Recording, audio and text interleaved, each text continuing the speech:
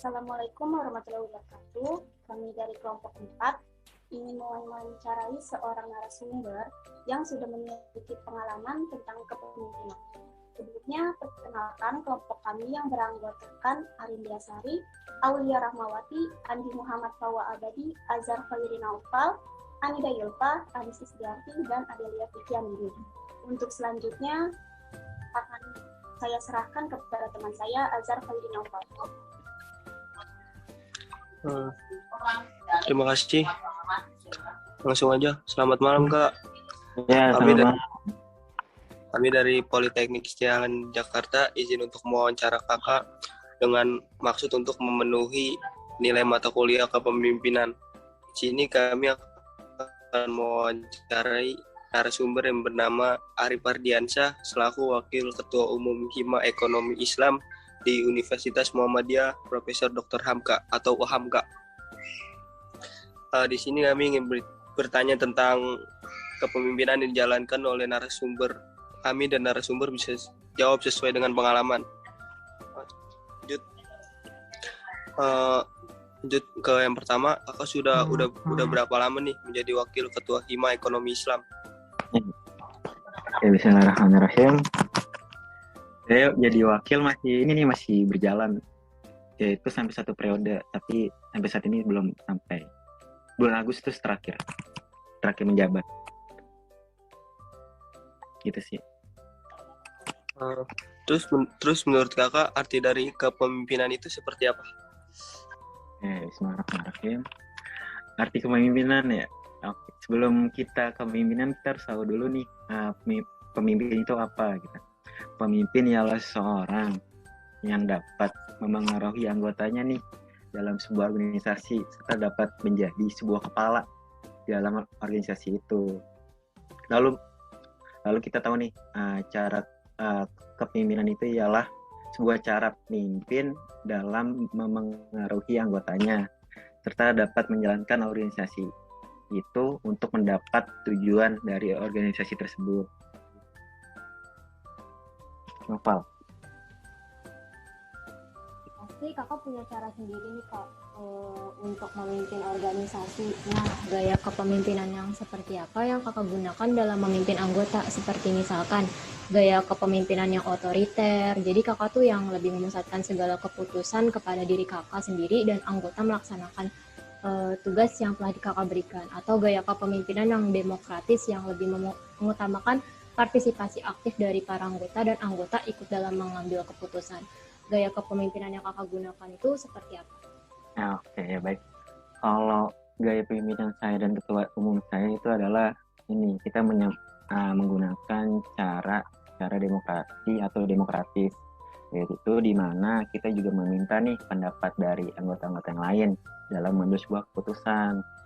Nah, lalu ketika pendapat teman-teman sudah terkumpul nih, kita cari nih sebagai pemimpin mana solusi atau keputusan yang tepat untuk organisasi ini gitu sih. Coba Adel. Jadi gaya kepemimpinan yang kakak gunakan itu demokratis ya kak, yang lebih memusatkan anggota untuk berpartisipasi aktif gitu. Iya seperti itu, tapi nggak terpungkiri juga kalau kita juga kadang-kala memakai gaya otoriter ketika ada 2 keputusan atau 2 solusi yang sama kuat gitu. Nah, lalu nih tugas dari pemimpin itu untuk menentukan mana keputusan yang tepat. Itu sih. Bisa dibandingin sih kalau dalam bentuk persenan ya 90%-nya demokrasi, nah 10%-nya itu otoriter. Gitu sih. Ya. Organisasi itu kan anggotanya memiliki kinerja yang berbeda-beda ya Kak. Ya, bagaimana kakak untai kinerja setiap anggotanya di dalam organisasi tersebut? Ini ya cara menilai kinerja dari para anggotanya ya. Oke. Sebelum kita menilai sebuah anggota atau anggota kita, terlebih dahulu kita menilai kinerja kita nih sebagai pemimpin. Nah, kita sudah mencontohkan belum hal-hal yang seharusnya benar gitu. Nah, lalu kita dapat melihat kinerja dari anggota itu. Nah, kinerjanya itu kalau kami tuh lihatnya bagaimana cara dia memegang sebuah amanah atau tanggung jawab. Dia bisa menjalankan nggak tugasnya dengan maksimal, dengan baik gitu. Berarti dilihat dari pemimpinnya dulu ya, Kak? Ya, Kalau untuk soalnya kinerja ya. iya, soalnya itu pemimpin itu cerminan dari anggotanya itu sendiri. Baik, Kak. Makasih, Kak. Iya. Nah, kakaknya kan sebagai wakil ketua ya kak. Nah, sebagai wakil ketua ada nggak sih trik-trik khusus untuk mempengaruhi anggota agar bekerja sesuai dengan rencana dan goals dari organisasi? Nah, cara memengaruhi anggotanya ya. Cara memengaruhi anggotanya itu bagaimana nih cara kita komunikasikan ke anggota tersebut. Karena kan setiap anggota kan berbeda pola pikir, polanya lah, cara berpikirnya. Nah, bagaimana nih kita tepat dalam komunikasi ke anggota tersebut. Itu sih. Lalu kita melalui pendekatan secara emosional gitu, biar kita semakin dekat dan dapat nih seorang pemimpin itu dapat mengaruhi sebuah anggotanya. Itu hari ini. Berarti dengan pendekatan antara ketua dan anggota nanti bisa jalan sendiri untuk mencapai goals ke organisasi ya. Nah iya, dari pendekatan dari pemimpin dan anggota itu, maka bisa terjalin lah sebuah organisasi yang bisa berjalan dengan lancar.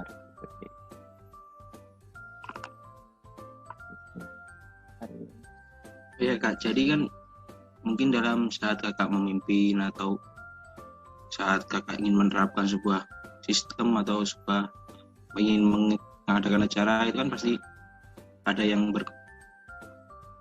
berpikiran yang berbeda, yang gimana itu cara kakak itu untuk mengatasi pikiran yang berbeda yang bisa mengakibatkan konflik gitu Kak? Dalam kita berorganisasi pasti kita ketemu dengan kepala-kepala atau orang-orang yang baru nih, atau bagaimana caranya kita menyatukan, atau dibilang menyatukan enggak juga sih, bagaimana kita berkompromi lah dengan pendapat-pendapat teman-teman kita yang lain, yaitu saling menerima pendapat dari yang lain, lalu kita cari jalan tengah nih untuk memutuskan sebuah keputusan. Lalu ketika ada konflik dalam organisasi itu, kalau di kami tuh menerapkan sistem tabayun kalau dalam Islam, yaitu mencari sebuah fakta konfliknya seperti ini. Lalu ketika konflik itu belum selesai, di kami itu ada bidang organisasi. Organisasi itu yang menaungi atau yang mengurusi sebuah konflik dalam organisasi. Nah, lalu emang ketika bidang organisasi tidak menemukan sebuah solusi dalam sebuah permasalahan, baru naik ke ketua umumnya atau pimpinan. Lalu ada lagi sih cara, kalau dari kami tuh evaluasi kinerja ini dijalankan setiap 3 bulan sekali, yaitu untuk salah satunya untuk ini memecahkan konflik untuk mendapatkan solusi gitu Andi. Jadi kalau saat evaluasi itu seperti apa ya Kak? Kan biasanya kan berbeda-beda itu dari tempat-tempat yang lainnya. Jadi di tempat kakak itu penerapan evaluasinya itu seperti apa Pak? Nah, kalau evaluasi di kami itu, kalau evaluasi kinerja itu kita dari ini dulu peranggotanya. Ini di kita tuh ada 3 bidang. Nah, ditanya aja, ada nggak nih kiranya konflik di antara para anggotanya. Nah, sebelum evaluasi kinerja ini berlangsung sih, sebelumnya kita dari bidang organisasi itu mencatat dulu sebelumnya ada nggak konflik sebelum evaluasi kinerja. Nah, baru ketika evaluasi kinerja baru diangkat masalah ini, lalu dicari jalan keluar bersama-sama. Nah, dan evaluasi kinerja ini bukan berarti kita menyudutkan satu pihak aja, tapi kita mencari jalan tengahnya atau solusi bagi yang mendapat masalah atau konflik ini. Gitu, Andi. Terima kasih Kak, cukup jelas sekali ya. Ya, teman-teman. Ya, Andi.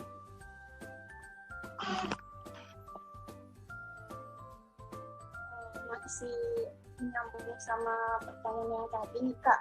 Kalau tadi kan cara menyelesaikan konflik. Kalau sekarang tuh gimana sih? Dalam mengurus organisasi pastinya tuh memiliki kendala atau permasalahan yang membuat kakak itu sebagai ketua merasa lelah atau kewalahan dalam mengatasi masalah itu. Nah, dari permasalahan itu, gimana cara kakak untuk nge-push diri kakak biar kakak tuh bisa bangkit dan semangat lagi dalam mengurus organisasi ke depannya, Kak? Ya, oke, baik. Nah, dalam organisasi itu nggak selamanya kita bisa semangat terus, dan kadang kalanya kita turun gitu atau down. Nah, lalu bagaimana nih saat kita yang sedang down-nya? Nah, itu kalau saya itu menerapkan, saya harus berdamai dulu nih dengan diri saya gitu. Saya harus bisa ngebalikin semangat saya yang dulu ketika pas awal pertama kali menjabat. Nah, lalu saya baru kembali lagi ke organisasi saya. Nah, ketika kita itu kita jangan terlalu lama gitu. Bolehlah istirahat, tapi jangan terlalu lama karena teman-teman kita di organisasi pasti membutuhkan kita atau gitu. Nah, kalau yang down atau yang sedang turun semangatnya itu teman kita, itu bagaimana kita sebagai temannya bisa memberikan sebuah motivasi atau dorongan semangat lah, biar orang itu bisa kembali semangat dalam organisasi tersebut. Nah, ini juga termasuk peran dari teman ya untuk meningkatkan kinerja dari sebuah organisasi itu sendiri. Gitu. Lalu kita tuh ketika kita down juga ini kembali lagi ya kalau kita yang down. Nah, kalau kita down itu kita nggak bisa gitu leha-leha tinggal putar balik kanan gitu. Tapi nggak semudah itu. Kita harus selesaikan jalan yang kita pilih. Terlalu berputus asa kelamaan gitu. Sih kalau saya. Berarti kalau kakak nih, faktor teman dan motivasi dari teman itu sangat mempengaruhi kakak untuk semangat lagi gitu ya, Kak? Iya, betul. Kalau saya itu peran teman itu sangat penting dalam organisasi, karena di organisasi itu kita nggak sendirian, kita tuh sama bareng-bareng sama anggota-anggota yang lain atau teman kita gitu.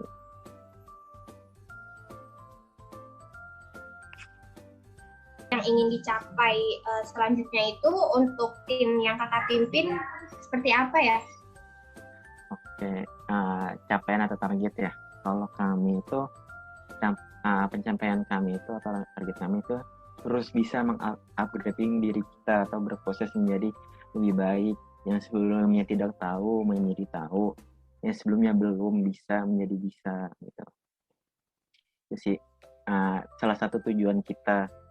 Lalu salah satu tujuan kita juga membuat sebuah karya gitu ya, membuat sebuah karya yang bisa menaikkan nama dari sebuah organisasi itu sendiri. Tuh. Lalu bisa membawa nama baik dari kampus itu sendiri.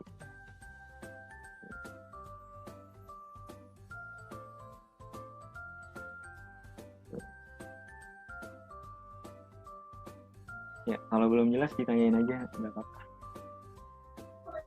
Iya Kak, makasih.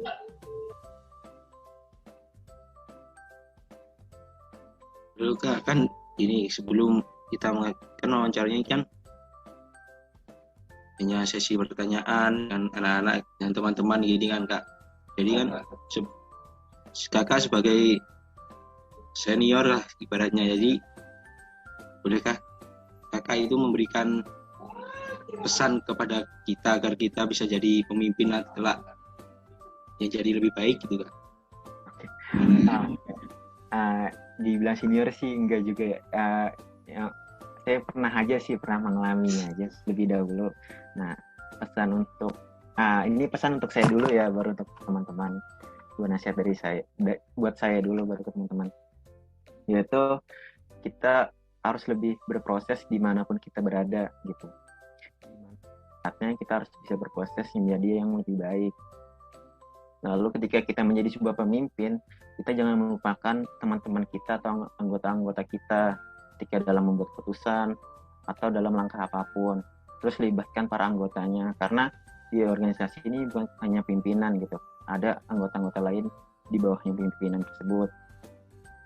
Lalu pemimpin itu jika di depan harus menjadi teladan bagi anggotanya, karena yang tadi saya bilang sebuah pimpinan itu adalah cerminan dari anggotanya, baliknya anggota itu cerminan dari pemimpinnya itu sendiri. Itu aja sih yang bisa saya sampaikan. Baik, terima kasih ya Kak. Kalau kami punya salah atau dari kata-kata kami yang kurang berkenan buat Kakak, kami meminta maaf pada Kakak. Terima kasih Kak telah untuk menyempatkan waktunya untuk bergabung ke dalam seksi wawancara kita pada kali ini. Semoga ilmu yang Kakak berikan terkait kepemimpinan ini bermanfaat buat kami. Untuk mengakhirinya, kita izin minta dokumentasi, boleh Kakak? Ya, boleh santai aja.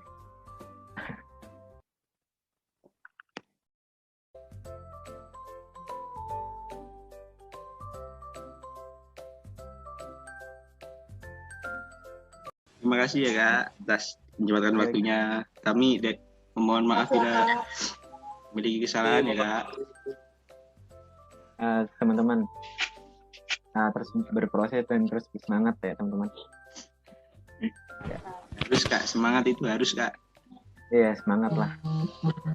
Kesimpulan yang dapat kelompok kami ambil yaitu bahwa setiap pemimpin dalam organisasi pastinya memiliki gaya kepemimpinan yang berbeda-beda.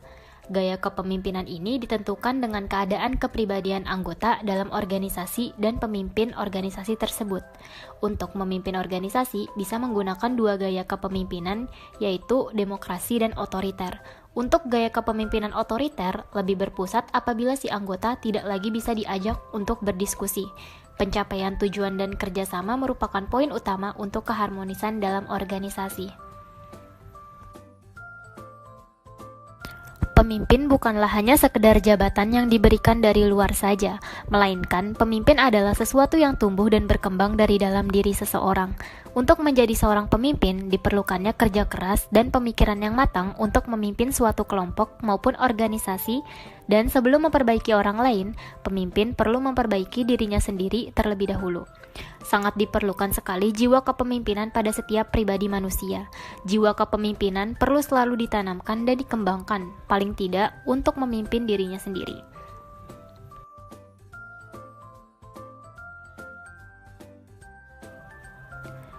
Nah, untuk mengatasi konflik di dalam organisasi, baik itu terkait dengan perbedaan pendapat ataupun masalah lainnya, pastinya musyawarah mufakat sebagai salah satu cara untuk menangani konflik yang sedang terjadi tersebut.